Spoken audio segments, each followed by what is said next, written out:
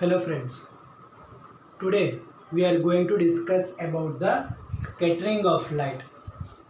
The word is a scattering. Scattering of the light means whenever the light incident on the atmospheric particle, मतलब whatever the particle present in atmosphere. If we say this one is the incident light, then whenever light incident on the particles present in atmosphere, initially the light is absorbed by the particle and immediately this particle re-radiate the light in different direction with different proportion.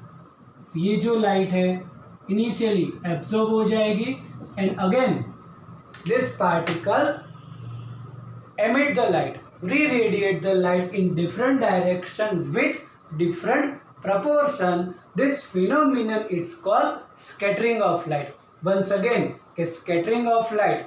Related with the scattering of light, we have to get answer of three questions.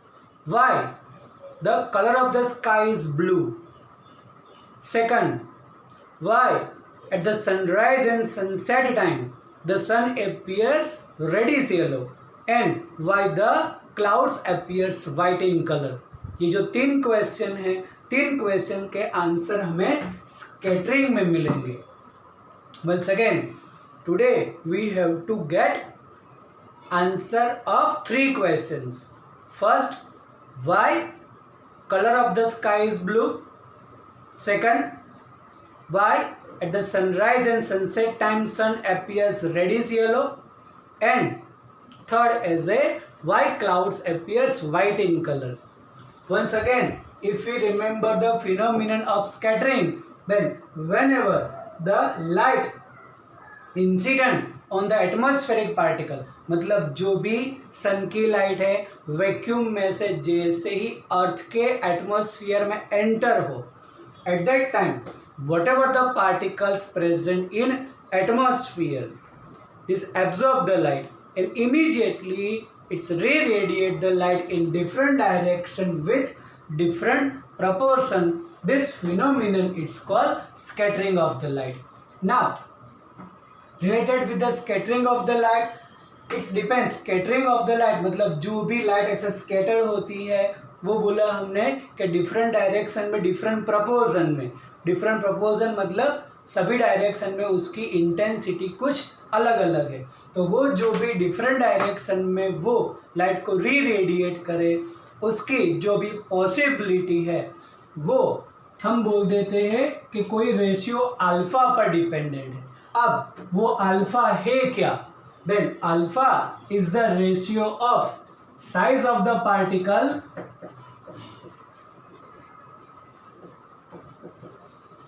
on which light is incident and the incident wavelength.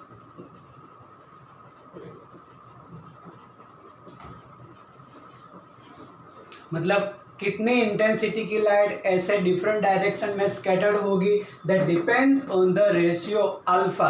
And alpha बोलो as a size of the particle and incident wavelength का ratio. Then we can say alpha may be less than 1. That means size of the particle which scattered the light is very much smaller than the wavelength of light. This scattering is observed by the scientist Rayleigh. That's why it is called Rayleigh scattering.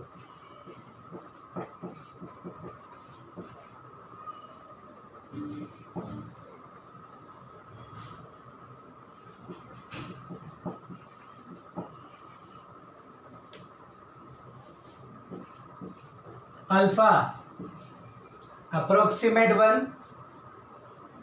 Approximate one means the particle which scatter the light and wavelength which is incident light almost same, approximate one.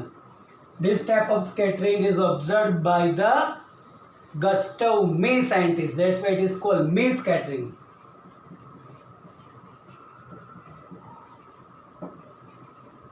And the particle which scatter the light having much is size much larger than the wavelength, then we can say alpha greater than 1. इसको बोलते हैं geometric scattering.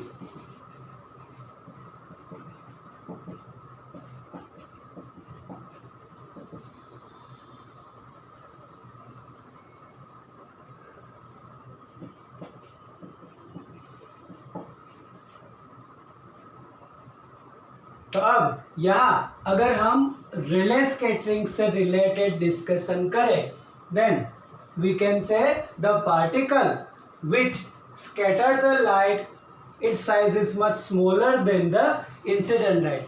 ऐसे जो भी particles atmosphere में present है वो क्या करेंगे, तो ये जो भी लाइट है वो स्कैटर करेंगे, उसकी जो इंटेंसिटी है, that intensity of the scattered light is inversely proportional to the fourth power of the wavelength. मतलब जो भी पार्टिकल स्मॉलर साइज है वो अगर लाइट को स्कैटर करे तो हम बोलते थे I is the intensity of scattered light. Then intensity of the scattered light is inversely proportional to the fourth power of the wavelength. मतलब जिसकी वेवलेंथ हायर है वो लाइट जो है वो कम स्कैटर्ड होगी और जिसकी वेवलेंथ लोअर है वो हायर अमाउंट में स्कैटर्ड होगी. Now just remember the wavelength of red colour and wavelength of blue colour. वैसे तो वायलेट कलर लास्ट है, लेकिन वायलेट, इंडिगो एंड ब्लू जो हम ऐसे देखने में थोड़ा बहुत आइडेंटिफाई नहीं कर पाते, इसीलिए हम उसको ब्लू कलर में ही ट्रीट करेंगे. Then we know that the wavelength of red color is greater than blue color. अब जिसकी वेवलेंथ हायर है उसकी स्कैटर्ड इंटेंसिटी कम और जिसकी वेवलेंथ कम है उसकी scattered intensity higher. Means we can say the blue colour is scattered more than red colour. अब अगर यहाँ वेवलेंथ अगर हम सोचे तो ऐसा बोल सकते हैं कि wavelength of red colour is greater than blue, और उसके हिसाब से यहाँ पर ऐसा बोलेंगे कि स्कैटर्ड लाइट मतलब ब्लू कलर की intensity 8 to 9 times greater than red colour. मतलब जो भी ब्लू कलर स्कैटर होगा वो रेड कलर के कंपेयर में 8 to 9 टाइम्स ज़्यादा है. इसीलिए जो भी हमें colour of the sky is appears blue, जो भी हमें ब्लू कलर का स्काई दिखता है तो सभी कलर स्कैटर्ड तो होते ही है, but having the lower wavelength the scatter intensity high, तो ब्लू कलर का मैक्सिमम स्कैटरिंग होगा. That's why colour of the sky appears as blue. Now we can say answer of the next question means at the time of sunrise and sunset why the sun appears reddish yellow. Then just image the diagram. We can say this is our earth और ये जो है यहाँ तक अर्थ का कुछ atmosphere है और ये जो लाइन है दिस इज कॉल्ड हॉरिजन. अब हम सोचे कि सन जो है वो यहाँ पर है, मतलब सनराइज की भी सिचुएशन बोलो तो भी हॉरिजन पर होगा सन, एंड सनसेट टाइम पर भी ओरिजन पर ही होगा. तो ये बोल दो कि ये हमारी पोजीशन ऑफ सन. अब उसमें से जो भी ऐसे रेज आएगी before entering into the earth atmosphere it follow the straight path. After entering into the atmosphere there is a case of refraction, लेकिन यहाँ पर हमें रिफ्रैक्शन नहीं पढ़ना है. Today we have to discuss about the scattering of light. मतलब जैसे ही light enter होगी हम दो फिनोमिनन बोलेंगे.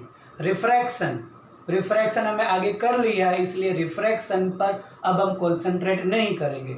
तब जैसे ही लाइट एंटर हो जो भी particles present in atmosphere absorb the light and again re-radiate the light in different direction with different proportion. इसका मतलब इसमें ब्लू कलर का स्कैटरिंग हाईएस्ट होगा. ये जो भी रेज है और यहाँ कहीं पर भी ऑब्जर्वर है तो ऑब्जर्वर की आई में वो एंटर होगी। लेकिन बिफोर एंटर अगर हम बोल दें कि ये जो है this is scattered blue light,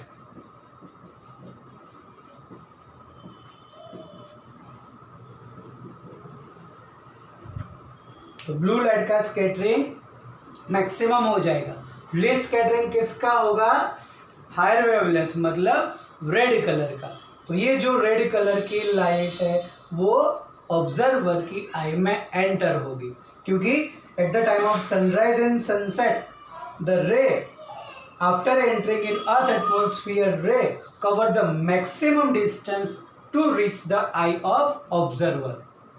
जैसे हम यहाँ पर सोचे सन की पोजीशन एग्जैक्टली ऐसे टॉप पर मतलब आफ्टरनून पर होगी, तो उसमें वो लीस्ट डिस्टेंस ट्रैवल करे। जितना ज़्यादा डिस्टेंस ट्रैवल करे उतना स्कैटरिंग ज़्यादा होगा, उतने पार्टिकल्स ज़्यादा होंगे यहाँ पर। तो ब्लू कलर का स्कैटरिंग मैक्सिमम हुआ।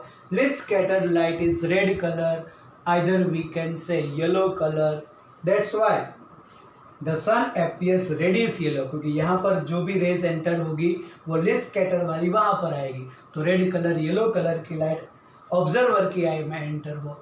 That's why the sun appears reddish yellow that the time of sunrise and sunset maximum blue colour is scattered in the atmosphere. तब हमें सनराइज सनसेट टाइम पर अगर हम ऐसे हमारे ऊपर अगर ऑब्जर्व करें तब हमें ब्लू कलर स्कैटर दिखेगा। एट हॉरिजॉन पर ऑब्जर्व करें उस टाइम पर हमें वहाँ पर रेडिश येलो कलर दिखेगा। That's why the at the time of sunrise and sunset sun appears reddish colour. अब जैसे हमने बोला answer of third question is a white clouds appears red in colour, this is responsible for the Mie scattering. तो Mie scattering में हमने बोला कि ratio is almost 1, मतलब whatever the particle present in earth atmosphere having the size is almost equal to the wavelength of incident light. तब alpha जो बोला हमने अप्रोक्सीमेट 1, और वो पॉसिबल है उसके लिए कि what ever the water droplets present in atmosphere having the size is almost equal to the wavelength of incident light। मतलब जो भी वाटर ड्रॉपलेट्स प्रेजेंट है एटमॉस्फेयर में अगर उसके ऊपर सनलाइट इंसिडेंट हो, तब अगर हम बोले कि चलो ये ऐसा कोई भी एक वाटर ड्रॉपलेट और ये लाइट इसके ऊपर इंसिडेंट हुई, if size is almost same at that time this rules is not followed by this particle. मतलब जैसे जैसे पार्टिकल की साइज अगर हम ग्रेटर सोचते जाए, जो स्मॉलर साइज वाले पार्टिकल्स है वो ये फॉलो करते हैं, जो हायर साइज है फिर ये जो भी रूल्स है वो फॉलो नहीं करते। तब जो भी लाइट इंसिडेंट हुई पहले तो एब्जॉर्ब होगी और फिर again it is re-radiated in different direction with different proportion।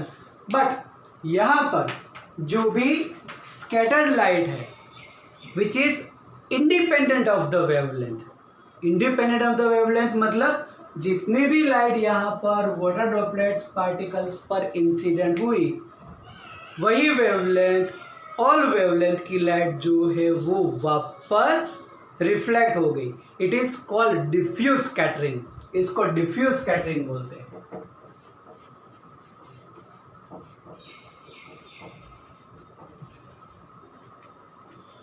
Whenever the size of the particle is almost equal to the wavelength of light on that particle, whenever the light is incident, then the intensity of the scattered light is independent of the wavelength।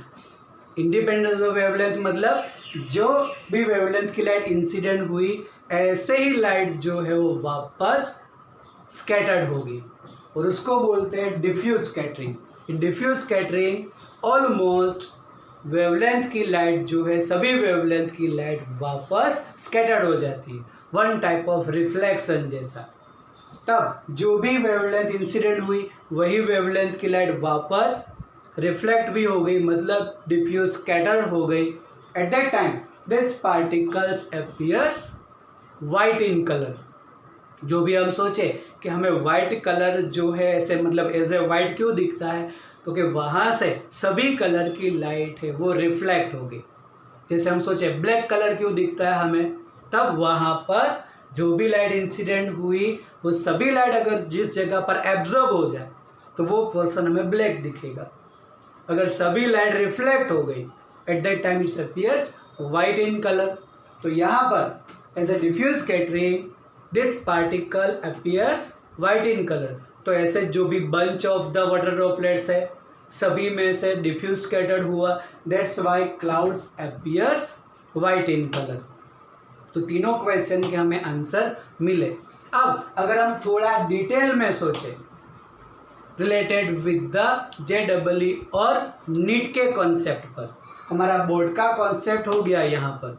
अब board के concept से related scattering of the light में सिर्फ इसका जो भी ऐसे small question है वही याद करो कि रिले स्कैटरिंग में साइज ऑफ द पार्टिकल क्या है, बोलेंगे ऑलमोस्ट स्मॉल।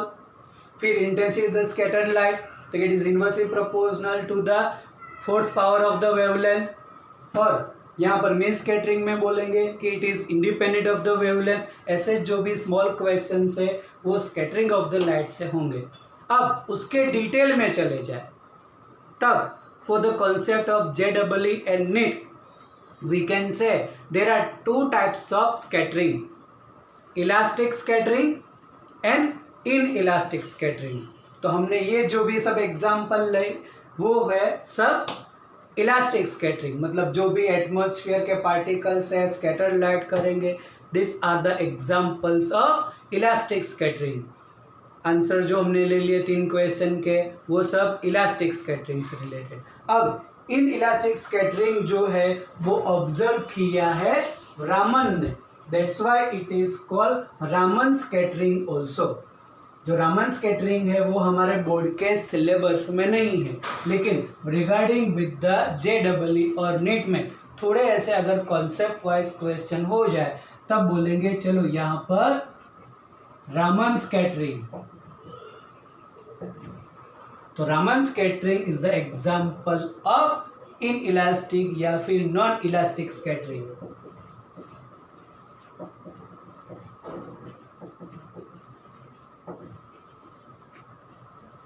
अब जो भी रामन ने ऑब्जर्व किया है कि जो भी ऐसे पार्टिकल्स प्रेजेंट है, अब उसने कोई भी ऐसे गैस पार्टिकल्स लिए हैं, मतलब कोई भी एक ट्यूब में कोई भी ऐसे गैस भर दो, तो whatever the particle present of the gas on this type of particles whenever the light is incident then the same nature initially they absorb the light and again it's reradiate the light. तो जो भी ऐसे light री radiate हुई, इस light का spectrum लिया,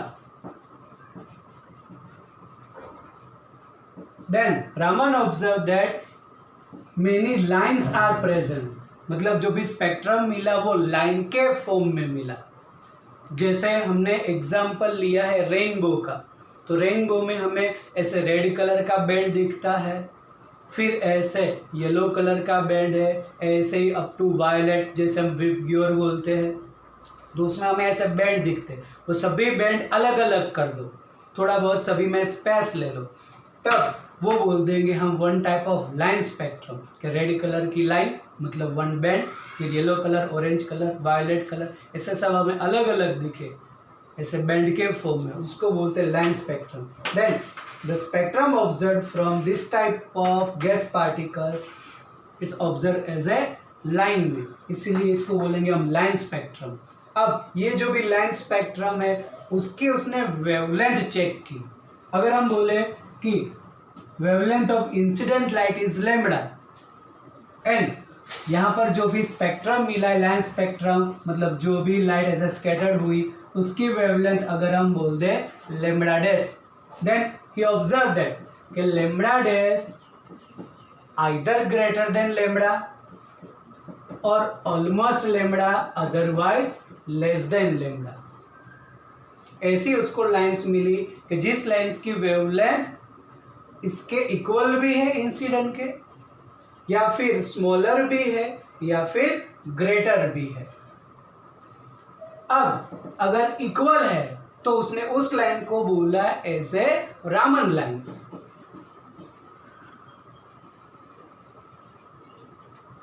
मतलब जो भी स्पेक्ट्रम मिला उसमें जो भी लाइंस है उसकी वेवलेंथ और इंसिडेंट की वेवलेंथ सेम है, उसको उसने रामन लाइंस बोल दिया।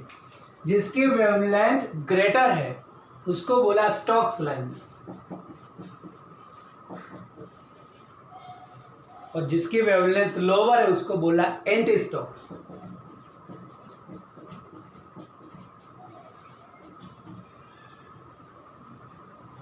तो ये जो भी Stokes lines, Raman lines, anti Stokes lines are the example of inelastic scattering.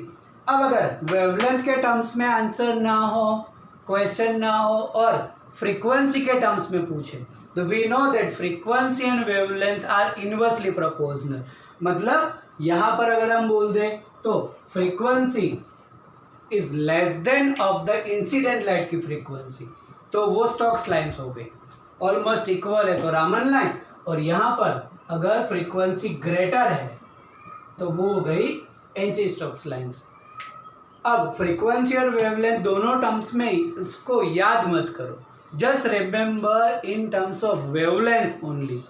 If wavelength of scattered light is greater than incident light, Stokes lines equal है Raman lines, and it is less than the incident light, then it is anti-Stokes। Wavelength के terms में याद करो और frequency के terms में answer पूछे तो उसका अपोजिट कर दो, because wavelength and frequency are inversely proportional. तो ये जो भी हुआ ऐसे Raman scattering, example of inelastic, और उससे रिलेटेड ये जो भी 3 क्वेश्चन है वो ऐसे ध्यान में रखो।